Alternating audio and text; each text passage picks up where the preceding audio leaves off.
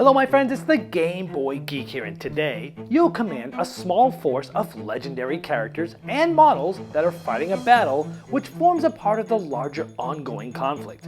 You'll be selecting your legendary character and building your army and deck list, then fighting over zones of control that increase your supremacy points. You'll be bringing 3 secret gambits with you into a game which support an intense variety of playstyles and gives you supremacy points when completed. Legacy of Atmos, The Tellus Crusade is a game of epic tactical skirmish-based warfare for 2 to 4 players with deck building elements and a character fate and alignment system. It takes 90 minutes to 2 hours to play, for ages 13 and up, and published by D6 Vault Studios. Now it's on Kickstarter right now, so I'm going to show you how the game works, and I'll see you on the other side.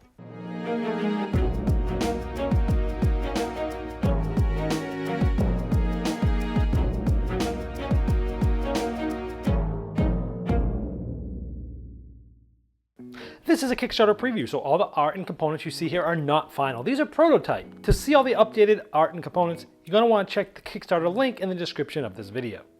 Legacy of Atmos is a tabletop skirmish game where each player commands a small army, and you'll have the option to select between the Great House Ronin of the Atmos Federation or the Tellus Commune led by their Soulstar god Athal.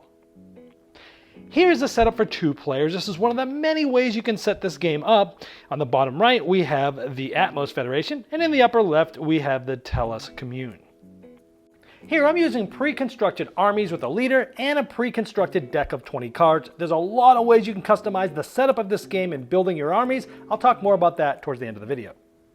The game is played over 5 battle rounds. Whoever has the most supremacy points at the end of the 5th round is going to be the winner. Now at the end of each round, you'll notice that there are different zones here. There's actually 6 of them on the board.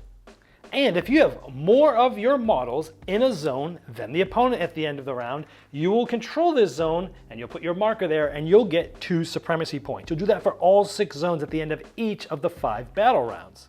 Now let's say you controlled this zone at the end of a battle round, this one ended up moving out, and an opponent moved in at the end of the battle round. If that's how it was, they would now control it.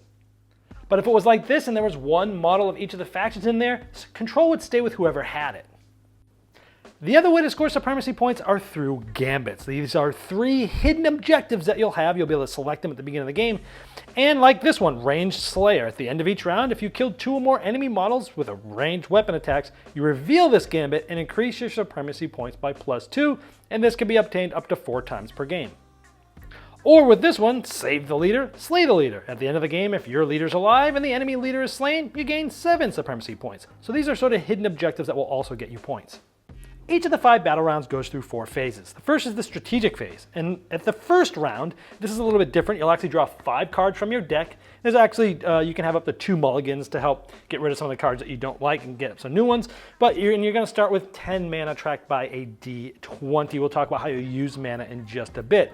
However, in rounds 2 through 5, you're only going to draw 1 card from here, and you'll add 3 to your mana pool. And if your leader's still alive, you'll get an additional 2 mana. So keeping your leader alive is pretty important in this game. Then each player is going to roll a d6, whereas the higher is going to get first strike and be able to act first in the next phase, which is the action phase.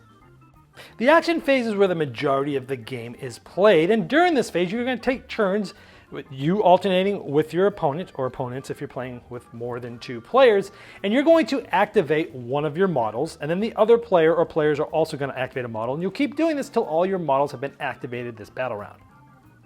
Now each of the models have their own stat card, and when you're taking actions you can take any 2 different actions. One of them is move, and so here for this Federation Cadet we see the move, they can move up to 5 inches.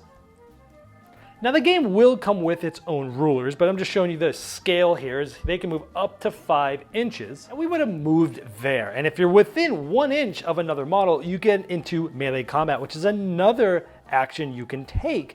But let's say we wanted to try to push forward. In order to do so, when you're moving, you can roll a 3-sided die and you add that to your range. So let's say on that die we rolled a 2, so we're able to move 2 more inches, and now we're within 1 inch, so now we could do melee combat. Now if you push forward and you're not within 1 inch and you don't activate in melee combat, it's sort of bad. It's a little bit of push your luck, because if you're not in melee combat, then essentially you get disoriented, which gives you, -1 to hits and things like that. But if you do get into melee combat with that, then it doesn't harm you at all to do that. So it's a little bit of a push your luck there to push forward into melee.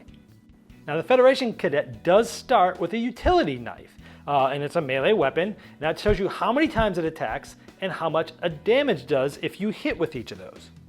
So we're gonna look at the melee stat here. We need a 6 or more, and we're gonna roll a d6 3 times because we have 3 attacks. So here's the first one. We do this 3 times. If you get a 6, it's gonna be a hit. If it's not gonna be a 6, then it won't be a hit.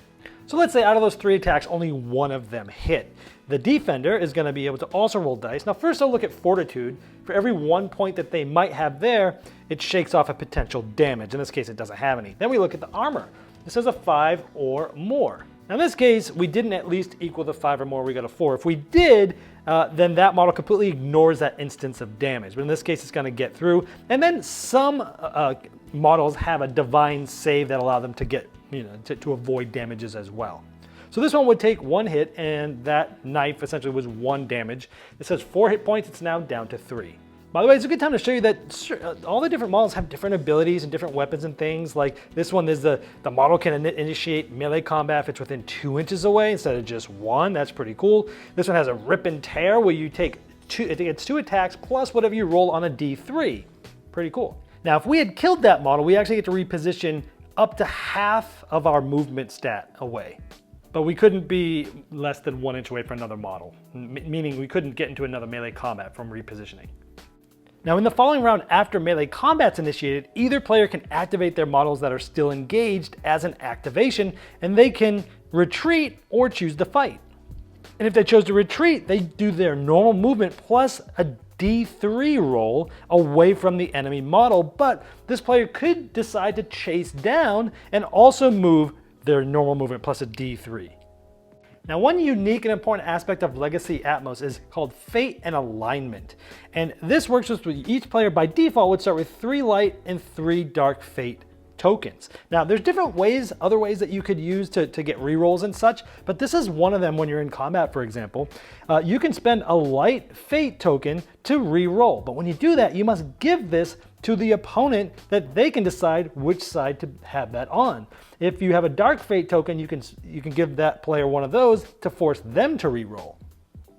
Now I mentioned that you start by default with 3 light fate and 3 dark fate tokens, but that can change depending on the army you've built. This character, our leader, has preservation here. If it's preservation, then one of our dark fates will be light at the beginning of the game. If it's corruption, one of the lights become dark, and if it's unbound, they stay the same. And if you have more light fate than dark fate, you're known as a light fated army. If you have more dark than light, then you're a dark fated army. And that's important because at the beginning of each round, 4 fate cards are going to be coming up. 2 from preservation and 2 from corruption. And you can spend one of those tokens, like a light fate one if you want one of these cards, and you can take this card and they do different things, like this one can target up to 3 allied models within 8 inches of the character and heal them for 1 hit point. But if your army's light fated, meaning you have more light fate tokens than dark fate, then if the character is in preservation line, like we just saw ours is, then that target gets healed by 2 instead. So different effects in the game will change and do different things if you're light fated or dark fated army. And another thing about purchasing these fate cards is the token that you use to spend to get that card goes out of the game. Other than that, those tokens are closed economy, passing back and forth to opponents when you're using them to reroll. But if you're using them to buy these cards, then it changes the closed economy of the game of those tokens. Now remember that you get 2 different actions. We've already done 2. We moved and we did melee. But you could on your turn, if you had another action, you could do a ranged attack. For example, this Federation Cadet has a ranged weapon here too that he could use. It shows you the range, the distance, it shows you the attacks, the damage, and things like that. And you just need to have line of sight, meaning you can actually see the opponent's figure this range away. Another thing you can do on your turn is cast a spell. Now spells cost a certain amount of mana. Remember we started with 10 at the beginning. We go down to 7 to cast this, and the spell is to be cast with this specific model, for example, during an allied, this model's activation. So in this case, we would target one allied infantry model within 12 inches, increase the targeted model's max hit points by 1, then heal them for your D3 roll in hit points. Now you can overcast, which is taking 2 D6s and rolling, and if it's 5 or plus, in addition to that, you draw a card, but if you miss when you do this, you don't cast a spell at all, but it still costs you mana. Another thing you do is play a tactic card. Like in this case, we would again spend 3 more mana. You'd put that down 3, and during an allied model's activation, you could target an enemy model within 12 inches of an allied model, and then this round, all allied infantry receive 1 range stat when targeting the enemy model for a ranged attack. So it makes it a little easier for you to shoot at other players. Now the leaders, remember, you're going to want to keep them alive because you get more mana each round if they are, and as you saw, some of the gambits that give you points and such have to do with killing the other leader or making sure yours is alive. But they have all these cool abilities, even some passive abilities, but they also have specific cards that you'll be able to use you'll spend mana and you'll use these to do other powerful things. And there's all sorts of other cool characters you can have. Like on this pre-constructed army, we have Lady Juliana Ashton, who has a cool card that instead of moving up to 7 as normal, she basically can fly 24 inches away. So there's all sorts of really cool abilities in this game. Now, after each player has activated all their models back and forth, alternating, you go to the spirit phase. And if you have more than half of your army has been slayed, your army is now shattered. Now, when that happens in this phase, each of your models still alive has to do a test. And they simply will take 2 d6s and roll, and it has to be at least this spirit test. If the combined results is equal to or lower than that, then you pass the test. Otherwise, you must take a d3 worth of divine damage. But the spirit's not just for this phase, there's all other different cards and abilities that might require a model to take a spirit test.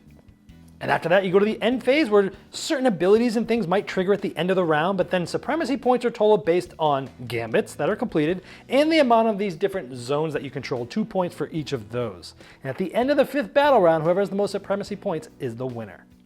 Now I mentioned that we were playing with a pre-constructed deck and army, and that's the best way to get started. But once you dive in, you can do a lot of customization even before the game starts, like army construction. You can play a skirmish game and have up to 150 points to pay for certain units, like this one would cost 21. You could also play a huge, gigantic game called Battle where you have up to 250 points to spend. Or maybe you want 2 of them, and that would be a total of 42 to spend there. And after you've chosen all your models, you then get to select your gambits to go with the strategy for the models that you've selected. Remember, these are the hidden goals that will give you big supremacy points if you're able to complete them. Then you get to construct your deck, and as you can see from what I've shown you already and some of the ones here, there's a lot of different cards, and obviously some of them depend on which characters or models you have in the game, but each deck consists of a minimum of 20 cards and a maximum of 30, and you can have up to 2 copies of any single card, and you can have up to 5 unique cards. Next, if you want to, you can set up terrain. Now these models are sized at 35mm, so any terrain you have from 28mm miniature games and up are usable. But if you don't have terrain, you can use the terrain as the art on the board to act in different ways. And then there's many different ways that you can set up different game modes like standard and using different zones that you'll be starting in. So as you see, you can jump in easily with pre-constructed armies or decks, or you can decide to dive into the deep end and construct your armies, your strategies, and all the cards, the decks, and the layout, and the terrain, and everything.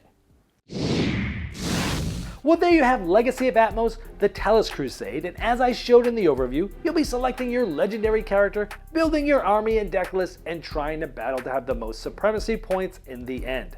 Now, if you'd like to see all the final art and components and all the different pledge levels available, you can click the link below me in the description of this video.